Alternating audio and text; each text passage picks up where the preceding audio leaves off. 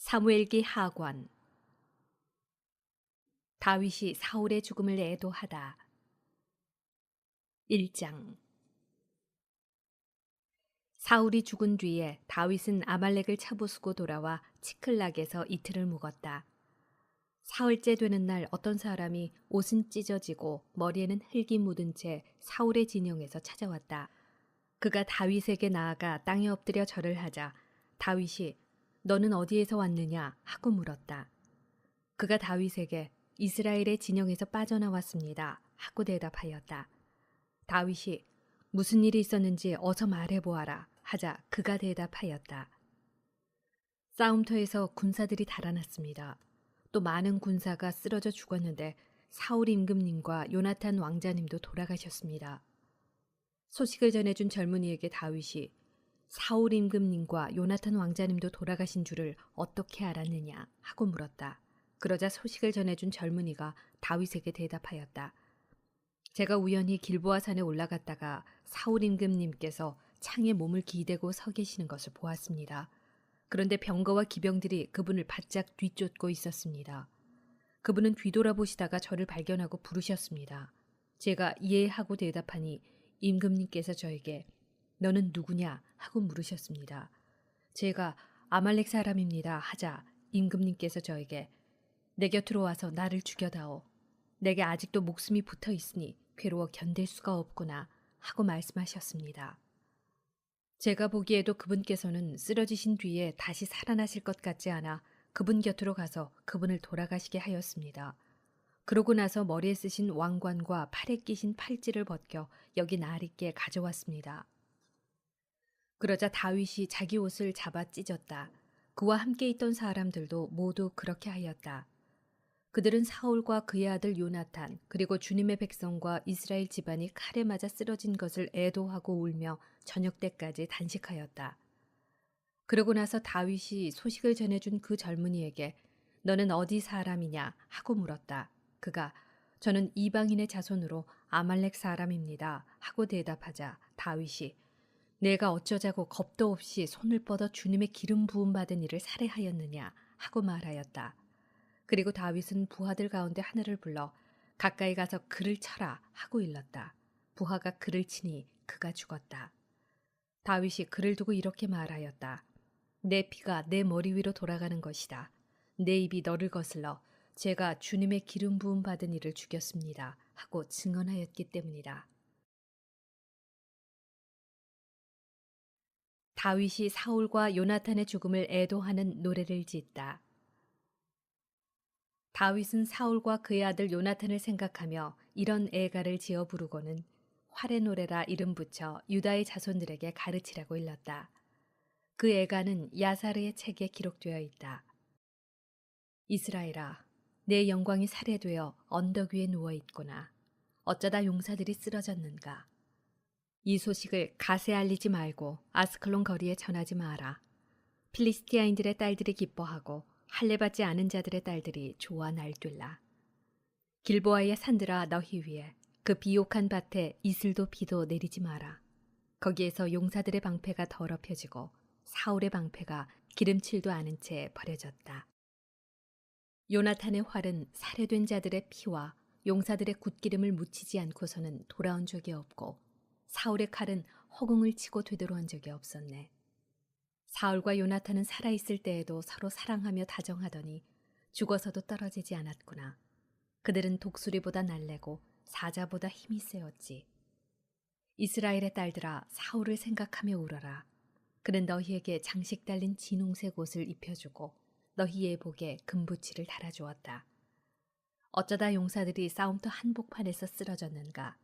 요나탄이 내 산 위에서 살해되다니. 나의 형 요나탄 형 때문에 내 마음이 아프오. 형은 나에게 그토록 소중하였고 나에 대한 형의 사랑은 여인의 사랑보다 아름다웠소. 어쩌다 용사들이 쓰러지고 무기들이 사라졌는가.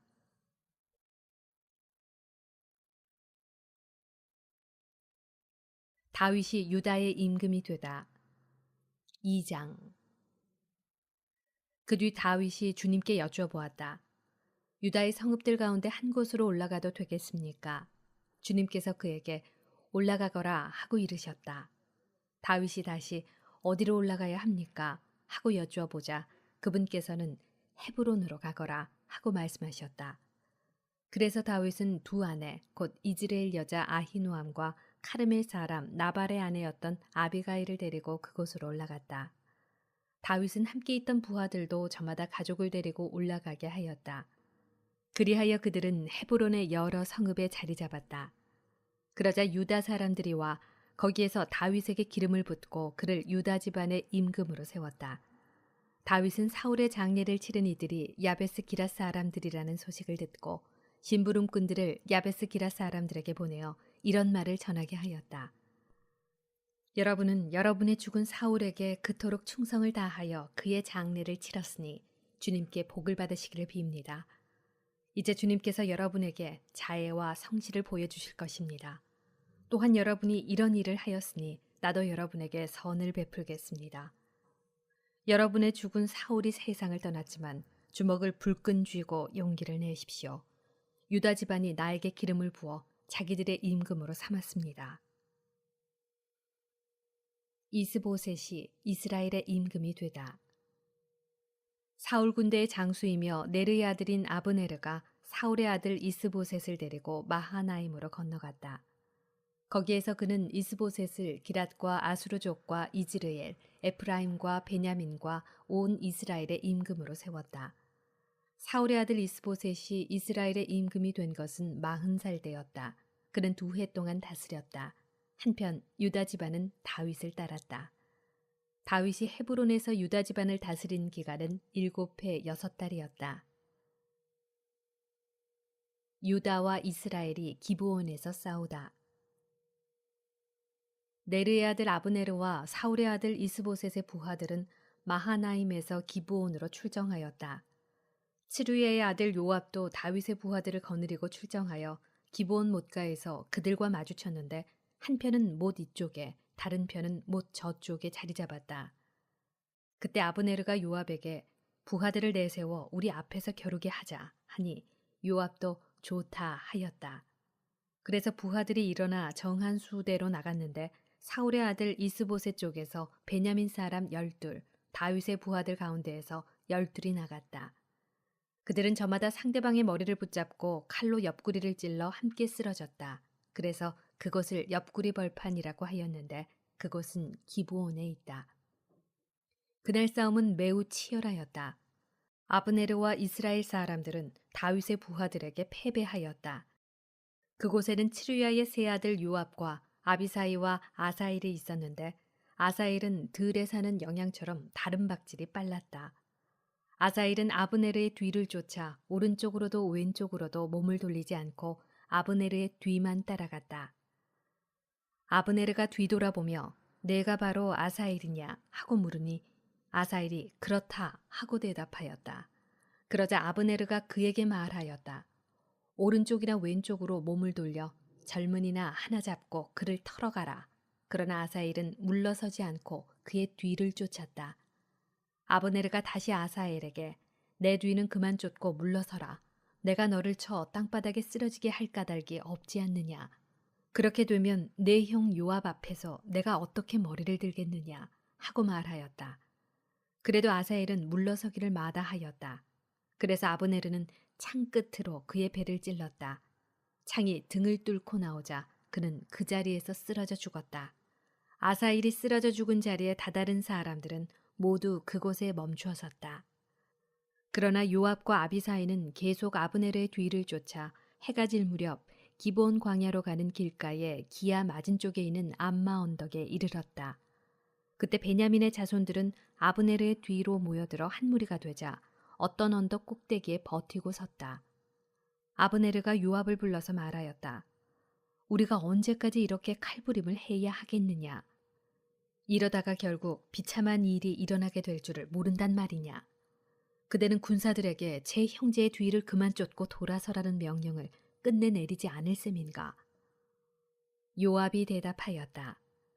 살아계신 하느님을 두고 맹세하는데 그대가 그 말을 하지 않았으면 내일 아침이 되어서야 군사들이 저마다 제 형제의 뒤를 쫓는 것을 그만두었을 것이다. 요압이 나팔을 부니 모든 군사가 멈춰서서 더 이상 이스라엘인들의 뒤를 쫓지도 않고 싸우지도 않았다.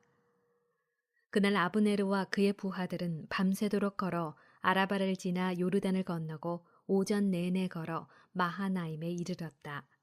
요압도 아브네르의 뒤를 더 이상 쫓지 않고 돌아섰다. 그가 군사들을 모두 모아보니 다윗의 부하들 가운데 19명과 아사엘이 비었다. 그러나 다윗의 부하들은 베냐민 사람과 아브네르의 부하를 360명이나 쳐 죽였다. 그들은 아사엘을 메어다가 베들레헴에 있는 그의 아버지 무덤에 묻었다. 그런 다음 요압과 그의 부하들은 밤새도록 걸어서 동틀 무렵에 헤브론에 이르렀다. 3장. 사울 집안과 다윗 집안 사이의 싸움은 오래 계속되었다. 다윗은 갈수록 강해졌고 사울 집안은 갈수록 약해졌다. 다윗이 헤브론에서 아들들을 낳았다. 맏아들은 이즈레엘 여자 아히노엠에게서 난 암논이다. 둘째는 카르멜 사람 나발의 아내였던 아비가일에게서 난 키랍이고 셋째는 그스루 임금 탈마이의 딸 마아카의 아들 압살롬이다. 넷째는 핫깃의 아들 아도니아이고 다섯째는 아비탈의 아들 스파트야이다. 여섯째는 다윗의 부인 에글라에게서 난 이트르암이다. 이들이 헤브론에서 다윗이 낳은 아들들이다. 아브네르가 이스보셋을 배반하다. 사울 집안과 다윗 집안 사이에 싸움이 계속되는 동안 아브네르는 사울 집안에서 점점 강해졌다. 사울에게는 아야의 딸 리츠파라는 후궁이 있었다. 어느 날 이스보셋이 아브네르에게 장군은 어찌하여 내 아버지의 후궁을 범하였소? 하고 말하였다. 이스보셋의 말에 아브네르가 몹시 화를 내며 대꾸하였다.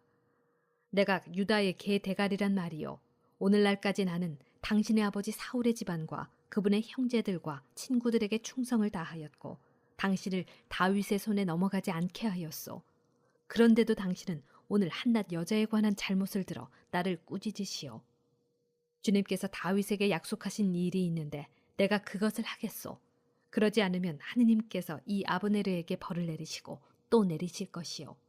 그 일은 이 나라를 사울 집안에서 거두어 다윗의 왕좌를 단에서 브에르세바에 이르기까지 이스라엘과 유다 위에 세우는 것이요. 이스보셋은 아브네르를 두려워하여 그에게 다시는 한마디도 대꾸하지 못하였다. 아브네르는 다윗에게 자기 대신 사자를 보내어 이렇게 전하였다. 이 땅이 누구 것입니까? 저와 계약을 맺어 주십시오. 제가 임금님의 편이 되어 온 이스라엘을 임금님께 돌아가게 하겠습니다. 다윗은 이렇게 응답하였다. 좋소. 그대와 계약을 맺겠소. 그 대신 내가 그대에게 한 가지만 요구하겠소. 그대가 나를 보러 올 때 사울의 딸 미칼을 데려오시오. 그러지 않으면 그대는 나를 보지 못할 것이요. 한편 다윗은 사울의 아들 이스보셋에게 사자를 보내어 이렇게 전하였다. 나의 아내 미칼을 돌려주시오. 나는 필리스티아인들의 포피 100개를 바치고 그 여자를 아내로 얻었소. 이스보셋이 사람을 보내어 미칼을 그의 남편 라이스의 아들 팔티엘에게서 데려왔다. 남편도 그 여자와 함께 떠나 바후림까지 울면서 그 뒤를 따라왔다. 아브네르가 그에게 그만 돌아가시오 하니 그가 돌아섰다. 아브네르는 이미 이스라엘 원로들과 이렇게 약속한 바가 있었다. 여러분은 오래전부터 다윗을 여러분 위에 임금으로 모시려 하고 있습니다. 이제 그렇게 하십시오. 주님께서는 다윗에게 이렇게 말씀하셨습니다. 나는 나의 종 다윗의 손으로 내 백성 이스라엘을 필리스티아인들의 손에서 그리고 모든 원수의 손에서 구원하겠다. 아브네르는 또 베냐민 사람들과도 이야기한 다음 이스라엘과 온 베냐민 집안이 다 좋게 여긴 것을 다윗에게 알리러 헤브론으로 갔다. 아브네르가 부하 20명과 함께 헤브론으로 다윗을 찾아가자 다윗은 아브네르와 그 부하들에게 잔치를 베풀어 주었다. 아브네르가 다윗에게 말하였다. 제가 일어나 가서 저의 주군이신 임금님께 온 이스라엘을 모아들여 그들이 임금님과 계약을 맺게 하겠으니 임금님께서는 뜻하시는 대로 다스리십시오. 다윗이 아브네르를 보내자 그가 무사히 떠나갔다. 요압이 아브네르를 죽이다. 마침 다윗의 부하들과 요압이 약탈하러 갔다가 많은 노획물을 가지고 돌아왔다. 그때 아브네르는 헤브론에 다윗과 함께 있지 않았다. 다윗이 그를 보내어 그가 무사히 떠나갔기 때문이다. 요압과 그의 모든 군대가 돌아왔을 때 사람들이 요압에게 네르의 아들 아브네르가 임금님께 왔는데 임금님께서 그를 보내시어 그가 무사히 떠나갔습니다. 하고 일러주었다. 요압이 임금에게 나아가 말하였다. 도대체 임금님께서는 무슨 일을 그렇게 하셨습니까? 아브네르가 임금님께 왔다는데 어찌하여 그를 보내어 그가 떠나가게 하셨습니까? 임금님도 아시다시피 네르의 아들 아브네르는 임금님을 속이려고 왔습니다. 임금님께서 들어오고 나가시는 것을 살피고 또 임금님께서 하시는 모든 일을 살피러 온 것입니다. 요압은 다윗에게서 물러나온 다음 사람들을 보내어 아브네르의 뒤를 따라가게 하였다. 그들은 아브네르를 시라 우물가에서 데려왔는데 다윗은 이 사실을 알지 못하였다. 아브네르가 헤브론으로 돌아오자 요압은 그와 더불어 조용히 이야기하겠다고 그를 성문 안쪽으로 데려갔다. 그런 다음 요압은 거기에서 그의 배를 찔렀다. 아브네르는 이렇게 요압의 동생 아사엘의 피를 흘린 탓에 죽었다. 나중에 다윗이 그 소식을 듣고 말하였다. 나와 나의 나라는 네르의 아들 아브네르의 피에 대하여 주님 앞에서 영원히 죄가 없다. 그 죄는 요압의 머리와 그의 아버지 집안 전체에 닥치리니 요압의 집안에는 고름을 흘리는 자와 악성 피부병 환자, 물레질 하는 자와 칼에 맞아 쓰러지는 자와 양식이 없는 자가 끊이지 않을 것이다. 요압과 아비사의 형제가 아브네르를 죽인 것은 아브네르가 기브온 싸움터에서 저희 동생 아사엘을 죽였기 때문이다. 다윗이 요압과 그가 거느린 모든 군사에게 일렀다. 너희는 옷을 찢고 자루옷을 두른 채 아브넬의 죽음 앞에서 애도하여라. 그러고 나서 다윗 임금 자신도 상여 뒤를 따라갔다. 아브네르를 헤브론에 장사 지낸 다음 아브네르의 무덤에서 임금이 소리 높여 우니 모든 군사도 울었다. 임금은 아브네르를 생각하며 이런 애가를 읊었다. 어리석은 자가 죽듯이 아브네르가 그렇게 죽어야 했더란 말이냐. 그대의 손이 묶이지도 않았고 그대의 발이 쇠고랑에 차이지도 않았는데 불의한 자들에게 맞아 쓰러지듯 쓰러졌구나. 그리고 모든 군사가 다시 그를 생각하며 울었다. 때는 낮이었다. 군사들이 모두 와서 다윗에게 음식을 들라고 권하였다. 그러나 다윗은 이렇게 맹세하였다. 내가 만일 해가 떨어지기 전에 빵이나 그 밖에 어떤 것이라도 맛본다면 하느님께서 나에게 벌을 내리시고 또 내리실 것이다. 군사들이 모두 이를 알게 되었는데 그것은 그들이 보기에 좋았다. 임금이 하는 일은 무엇이나 모든 군사가 보기에 좋았던 것이다. 그리하여 그날 모든 군사와 온 이스라엘은 네르의 아들 아브네르를 죽인 것이 임금의 뜻이 아니었음을 알게 되었다. 임금이 신하들에게 말하였다. 그대들은 오늘 이스라엘에서 위대한 장수 하나가 쓰러진 것을 모르오. 내가 비록 기름 부음 받은 임금이지만 오늘은 이렇게 약하구려. 츠루야의 아들들은 이 사람들이 나에게는 너무 벅차오.